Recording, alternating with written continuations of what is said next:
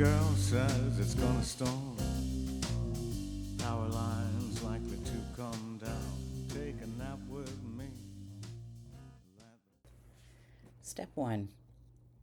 Change your phone number. Sounds simple, right? You go to the store, you get a new number, problem solved. Robocalls gone. Fresh start. Easy. It is not easy. It is the opposite of easy. Because when you change your phone number, you discover exactly how much of your life is connected to that number. Your bank, your email, your two-factor authentication, your doctor's office, your pharmacy, every account you've ever created, every form you've ever filled out, every password reset that sends a code to your phone. And when you change your number because someone stole your identity, you discover something even worse. They've already changed some of those connections for you. Your email? Locked. Your accounts? Locked. Your life? Locked. And you're standing outside the digital gates of your own existence, knocking politely while someone inside pretends to be you. I'm Grace Mangum, and this is the episode where I discovered just how much they'd taken. If you've been listening from the beginning, and bless your point little head if you have, we've been through a lot together.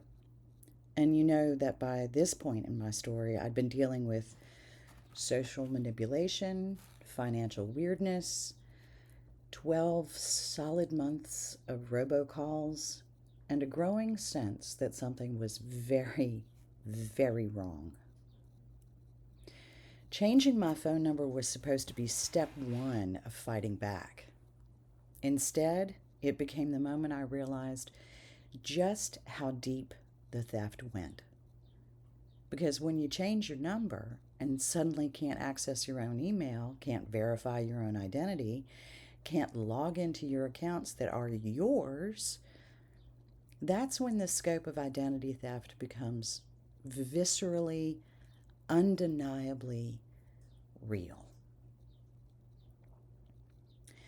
Today we're also talking about 3 things that should work when you're a victim of crime and don't.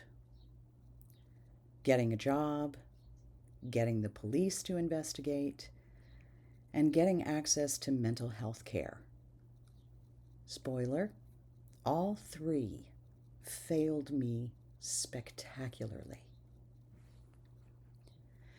The day I changed my phone number should have been a relief. 12 months of Shayla and her extended warranty friends and people laughing maniacally on the other end of the phone when I asked them to kindly remove me from your call list. Finally silenced. New number. New start. Except, within hours of activating my new number, I tried to log into my email and I couldn't. The recovery phone number, not mine anymore. The backup email changed to an address I didn't recognize. The security questions, the answers had been altered. The email I had used for years. The email connected to my professional life, my personal contacts, my financial accounts was gone. Just gone. Like it had never been mine. Do you know what it feels like to be locked out of your own email? It feels like arriving at your house and the locks have been changed and there's a stranger inside wearing your robe, eating your cereal, and when you knock on the door, they look through the peephole and say, "I don't know who you are." I went to the email provider. I tried every recovery option. I called, I emailed from a different email, obviously, because I didn't have my email. And I got the runaround. We need to verify your identity. Okay, great. How? Through the phone number on the account? That's not my phone number anymore. Then we can't verify you. I am me. I am the person. I am the actual human being who created this account, and I cannot prove it because someone who is not me has replaced all the proof. This, my friends, is the Kafka-esque nightmare of identity theft. You are you, but you cannot prove you are you because someone else has already proven they are you. And the systems, the automated, algorithmic, customer service script reading systems cannot distinguish between the real you and the fake you. Because to a computer, identity is just data, and data can't be changed. Data can be changed. Now let's talk about getting a job, because remember, my employment situation was already sabotaged. I needed work, I needed income, and I couldn't get hired. And that was the first time in a 2+ decade career that had happened to me. Why was that happening? Because potential employers do background checks. And what do background checks check? Your phone number, your email, your address, your financial history, all of which had been compromised. When someone runs a background check on Grace Elizabeth Mangum, they're not finding the real Grace. They're finding the Grace that someone else has constructed. And that constructed Grace, well, she's unreliable. She has inconsistent records. She has financial red flags. She is, on paper, unhirable. I applied for jobs. I interviewed well because I'm smart and capable and charming and modest. But the offers never materialized, and I couldn't prove why. Because the sabotage was invisible. It was embedded in the data, in the records, in the digital footprint that is now more important than the actual human footprint.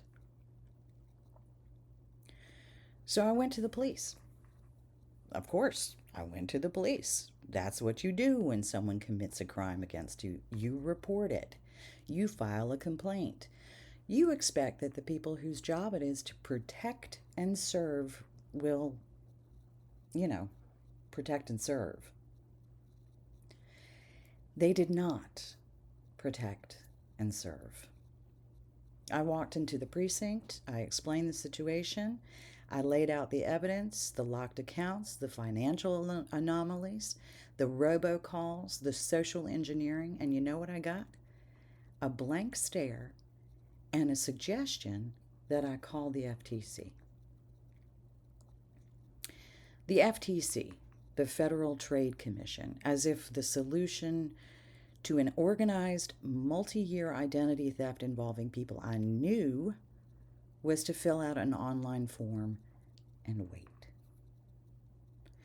I tried to get an actual investigation opened. I was told it was a civil matter. A civil matter? Someone is impersonating me. They are stealing my money. They are sabotaging my employment and harassing me around the clock. And this is a civil matter? In what universe?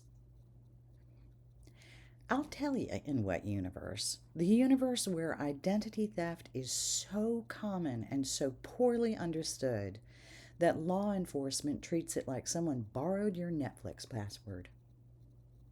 It's infuriating. It's demoralizing. And it's one of the biggest failures of our justice system. And then there's the mental health angle. Because after everything I'd been through, the isolation, the harassment, the financial devastation, the betrayals. I needed help, professional help, someone to talk to who could help me process the trauma that had been building for years. I tried to access mental health benefits and I couldn't because, and I need you to really sit with this. The system that was supposed to provide me with mental health support required me to verify my identity through channels that had been compromised. My insurance information manipulated. My records altered. The very systems designed to help me heal were locked behind doors that someone else had bolted shut. When a victim of identity theft can't access mental health care because their identity has been stolen, there's no punchline for that. That's just broken. I want to be really practical here because if you're going through this and good Lord willing and the creek don't rise, you do not go through this in the future, you need to know what to do when the normal channels fail. When you can't access your email, number one, file a recovery claim with the email provider immediately. Document everything. Your original account creation date, any email addresses you remember, devices you've used. Number two, file an IC3 complaint with the FBI's Internet Crime Complaint Center at ic3.gov. This creates a federal record. Number three, get an identity theft report from the FTC at identitytheft.gov. This is different from a regular police report and gives you legal rights under the Fair Credit Reporting Act when the police won't investigate. File the report anyway. Even if they're dismissive, you need a police report number for many recovery processes. You want to ask specifically for a victim of identity theft classification on the report. Some jurisdictions have specific protocols around that. You want to contact your state attorney general's office. They often have dedicated consumer fraud units that take identity theft more seriously than local precincts do. Oh, boy. Contact the FBI. If artificial intelligence is involved, and more often than not, it is, if it's interstate, if it involves significant financial loss, the FBI has jurisdiction and sometimes the interest. When you can't access mental health services, number one, contact the 988 Suicide and Crisis Lifeline. They provide free support regardless of insurance status. Number two, under the mental health services, look for victim advocacy organizations in your area. Many provide free counseling specifically for crime victims. Number three, SAMHSA's National Helpline. The number is 1-800-662-4357. They provide free referrals. And number four, document the access barrier. If your identity theft is preventing you from accessing health care, that's additional evidence of harm that strengthens your case. There were days during this period when I couldn't do anything. I couldn't make phone calls. I was afraid of them. I couldn't go online. Everything was locked. I couldn't work. Nobody would hire me. I had to step away from teaching.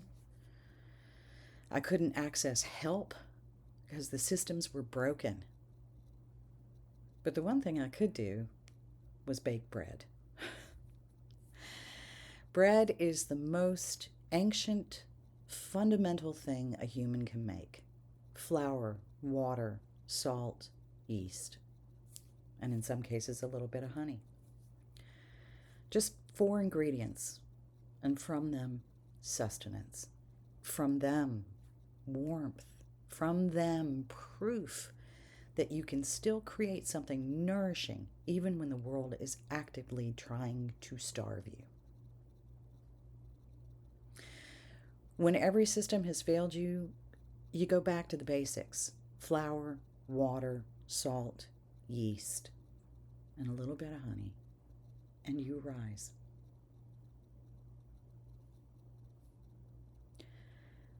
Today was heavy, so let's recap. Changing your phone number reveals the scope of identity theft. Email lockout is one of the most devastating consequences. Getting a job, getting police help, and getting mental health care, 3 things you desperately need as a victim, can all be blocked by the theft itself. The system is not designed to help people in this situation. Not yet. So your action items, because, they're always action items. Number 1, back up your email contacts and important documents right now while you still have access.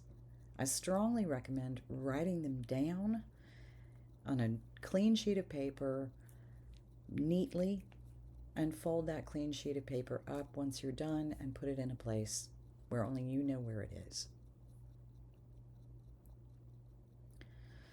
Number 2, set up multi-layered recovery options for your email, not just a phone number. Use things like backup codes. Use a passkey, set that up if you can. Have a secondary email on a different email service provider. And a printed list of recovery codes that are stored somewhere physical and safe. And again, that you are the only person who knows where those are. Number 3, know your resources before you need them. identitytheft.gov, ic3.gov, 988 Lifeline. Bookmark them. Write them down on paper. Keep them someplace safe. In the next episode, the shit hits the fan. And yes, that is the actual title of that episode. We're talking about apartment problems, cramming, trips to the Apple Store, multiple trips to the Apple Store, another phone number change, social media takeover, and the absolutely terrifying realization that they weren't just stealing my identity, they were trying to frame me. Plus, cookers in the first floor apartment and webcam girls in apartment 2E, because my building had become a circus and I was the unwilling ringmaster. Do me a favor, share this with anyone fighting a system that doesn't believe them. Smash that like button, subscribe to the channel, check out my Substack for breaking news information on new hacks, new schemes, new uses of AI as it pertains to identity theft, and also those recipes. And there's show notes also available for you on the Substack. I'm Grace Mangum, and everyone wants to be me. And honestly, at this point in the story, being me was so terrible that I can only assume they wanted me for the tax write-off. See you next episode.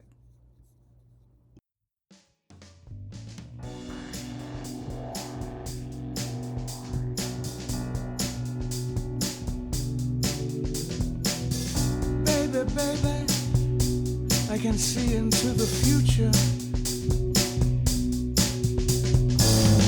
Jeepers creepers, I can see it on TV.